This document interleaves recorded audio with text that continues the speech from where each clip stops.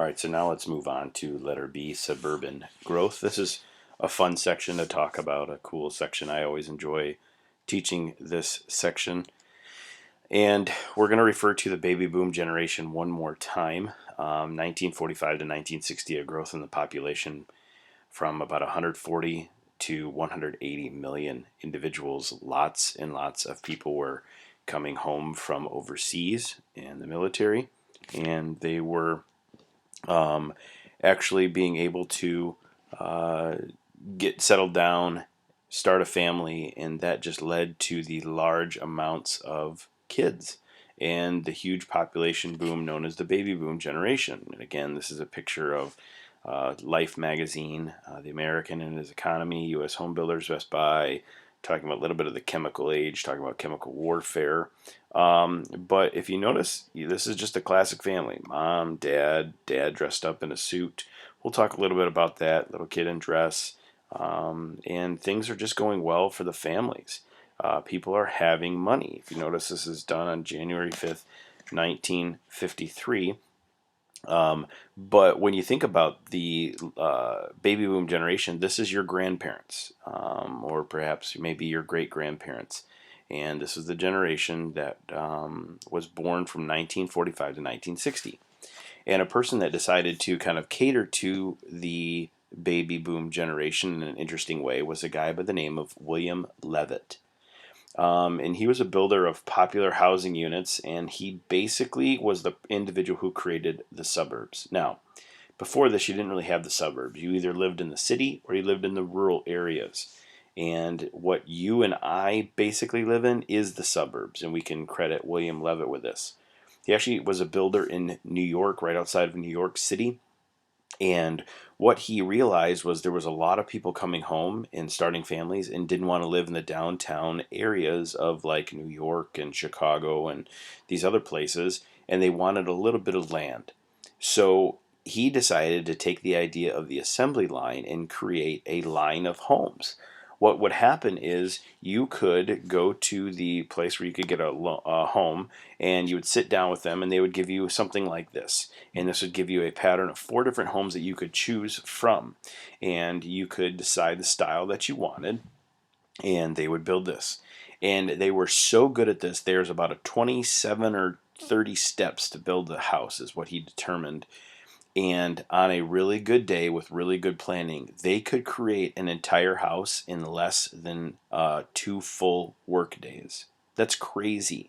And these were pretty affordable. And he was really targeting individuals that were coming back from war and starting families. Now, one of the criticisms of William Levitt was a lot of times these neighborhoods were purely targeted to white individuals, and they were not usually offered the opportunity. African Americans are not usually offered the opportunity to actually get into these homes and purchase these homes. And again, they operated on the idea of creating an assembly line, and they would create these houses. So one person would come in and they would lay the foundation, and then the next person would, right after the foundation was laid, they would get in there and they would start building the framing of the house, and then they would do the roofing, and then they would go inside and paint and set the drywall. And it was just a massive operation, and he was the guy that created the suburbs, the places outside the city where you have these neighborhoods, these subdivisions is what we usually call them. This is a crazy picture. This is a Levittown in 1950s, an overhead view. Now if you look at this, you can kind of see, I'm going to see if you can follow my cursor here, a lot of these houses kind of are shaped the same. So this one is shaped the same, this one, and it's almost like a pattern. And but you have all of these streets that are just connected, and one after another after another. A lot of times they would have a place like this, could be a school. It could also be an area by which they would have like a community pool. If you guys have ever seen the movie Sandlot, man, that's a great, great movie. It takes place right around this time, and all these kids would get together and they would go to the baseball field, or they would go and play baseball, and then they went to the pool that one day. And this is kind of what it would look like. And all of these houses were similar, and this would be like Model A, and this would be like Model B, and Model C, and Model D. And you might be able to put the garage on the left or the right, and you might be able to pick your colors, but for the most part, this is what an ideal Levittown would look like. And again, this is outside the city, and everybody had a little bit of land. A lot of times might be able to get a pool if you're really lucky and if you had some money. But this is what a Levittown would look like, and more people moved to these places. Let's move on to number 3. This might be one of my favorite things to talk about, and I wish we were together because you guys would see the excitement on my face in talking about the Highway Act of 1956. And you're thinking to yourself, you're a weird individual. Yes, I am. But this is a really cool thing because you guys are going to learn something brand new, hopefully. Maybe some of you know this, but hopefully you don't. The federal government helped the growth of the suburbs by constructing 41,000 miles of highway, creating the Eisenhower interstate system. Now, we call this the highway, like if you were to get on I-75, we call it the highway. Other places call it the interstate. We're all still basically talking about the same thing. And what they were doing is trying to get people to be able to move outside of the cities and go to the suburbs and get there faster. There were 2 reasons why they were creating this. Number 1, ease the flow of traffic. Places were just getting too crowded in the cities, and they wanted to get people outside the cities, and this was the fastest way to get people to different spots.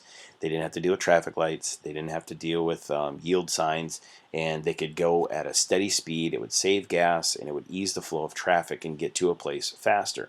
Think of it like this. Where our school is, if we were to try to get to Durand, you would just hop on I-69 West and head that way. Imagine if you didn't have an interstate, you'd have to take a whole bunch of back roads, and it'd take you forever. The second reason for the Highway Act was for military transport reasons. Now, Eisenhower didn't really want to say this because he didn't want to freak everybody out. But one of the things that he was trying to do was create means by, if we had to get military to and from spots, they wouldn't have to go to, in through these towns and in these big cities. They could just fly right past them. And they could go on the expressway, and they could go at a steady speed with no stopping, just because it saves time. And so that was kind of one of the reasons why he decided to do that. Now, this is the symbol that they have for the Eisenhower interstate system. You guys might be like, I've never seen that symbol. Correct, mainly because we don't have that in Michigan. If you go down towards like Indiana, if you go down towards like Missouri, Tennessee, you'll see a lot more of this sign. This is a picture, kind of a grainy picture, but it's the best I could do, of them cutting the ribbon on Interstate 94. And this is like a big symbolic thing. Interstate 94 is a pretty major interstate, especially the one that kind of runs through Michigan, but it also goes all the way over to Illinois and then up into Wisconsin. So it's a pretty major one. And this is them cutting it open. And again, it looks like a normal highway in the back. You guys can kind of see that. So here's where the cool part comes in. I'm going to give you a whole bunch of information about these interstates that perhaps you guys have never even heard of, or maybe you've wondered why the numbers were what they were. Here we go. Interstates that are 2 digits. If they end in an even number, they travel east-west. For example, Interstate 80, Interstate 94, Interstate 96. Think of like Michigan. We have 94 and it goes east-west. We have 96 and it goes east-west. Now, some of you are thinking, wait a second, we have I-69 and that goes east-west. Well, you are correct, but let me add this in. If they end in odd numbers like 75 or 69 or Interstate 35 or 55, they travel north-south. Now, what is going on with Interstate 69? What's going on there? Here's what it is. Interstate 69 only goes east-west from Lansing to Port Huron. At that point in time, from Lansing, it actually ends up going south down into Indiana. So there is a couple exceptions here. It's not a perfect science, but this is what they've tried to create. Lower interstate numbers start in the south and in the west. Like, for example, Interstate 5 is over in California, and Interstate 95 is on the east coast going through like Maryland and Philadelphia and those areas over there. Higher interstate numbers are in the east and in the north. And so, like I said, we have I-75, so that's over here, and Interstate 5 is over in California. And it's the same thing going north to south as well. And so that's kind of how they do this. There is a science here. I'm going to show you some pictures in just a second. Now, interstates that have 3 digits, these are considered a bypass around a major city. It takes you around the city. It doesn't take you through the city. Now, what would be the purpose of that? Well, again, you don't get stuck in the city traffic. Does it always work? Well, not necessarily, because if everybody goes to the bypass, then it actually makes it more crowded. If they start with even numbers, okay, interstates have 3 digits. If they start with an even number, it meets back up with the original interstate. So think about our county. We have I-475. It starts with an even number, and what it does is it picks up right around Hill Road and goes around the city of Flint, and then it meets back up north of Flint, kind of by like Clio, and that's I-475, and it starts with an even number, meets back up. If it starts with an odd number, it does not meet back up with the original interstates, and it goes away from the city. Like it literally just takes you away and becomes a different road. We don't really have too many of those. There are some down by Detroit. We have 375, that type of thing. 196 over by Grand Rapids, but we don't have a ton of them by us in Flint. Actually, we don't have any of them. So let me show you a picture here. This is our interstate system.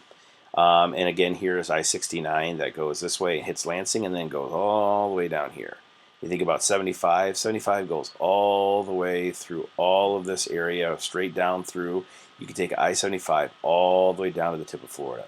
This is a cool one. This is Highway 80. Notice east-west ends in an even number, and it goes all the way across the country, in through Chicago, through northern Indiana, Ohio, and then you take it all the way down here, and it takes you all the way to the East Coast. But this is our interstate system, and it's laid out this way. This is that Interstate 5 that I was telling you about, and over here in this mess is I-95. So this is what our highway system looks like. Now, major two-digit interstates, if they end even ending in a 0, numbers get higher as you move northward. So, for example, it goes 10, 20, 30, 40, 70, 70, 80, and 90. They go by 10s, and then if they go this way, they go by 5s. 5, 15, 25, 35, 55, 65, 75, 85, and 95. And again, it's not an exact science, but this is how this would be laid out within our interstates. I think this stuff is just so fascinating. Hopefully you guys are learning something and you've never seen this, but if you do get a chance, ask your parents about this. Maybe they didn't even know this. Now, as far as bypasses, I'm going to show you an example of this. So if this is City A, you have Highway 10, and then you have 210.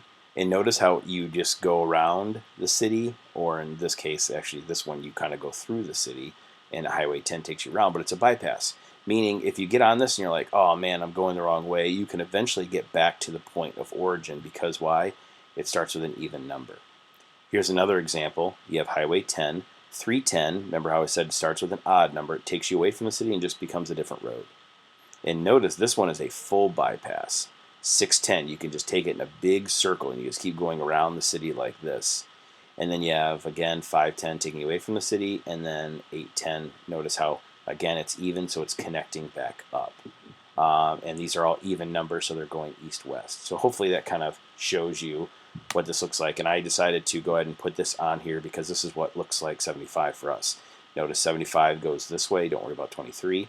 And then 475, you can go here and it bypasses a route and then eventually meets back up with 75. So let's say that you get about halfway through 475 and you're like, oh, I messed up. Well, you can just get back on here, turn around, and head back to 75. Just very, very simple in how they did that. So, guys, I look forward to this lecture every year. Hopefully you guys are learning something through this. It's one of my favorite things to talk about. And yes, I'm a big nerd. I understand that. But I remember being as a kid riding in the back of my parents' car on vacation. My dad would give me one of those huge maps, and I would just go through all this stuff, and he would say, hey, get us from Chicago to Nashville. Tell me the highways. And that's how I learned this stuff. It was very fascinating. So hopefully you guys learned something from these bypasses and this interstate system. Hope you guys have a good afternoon.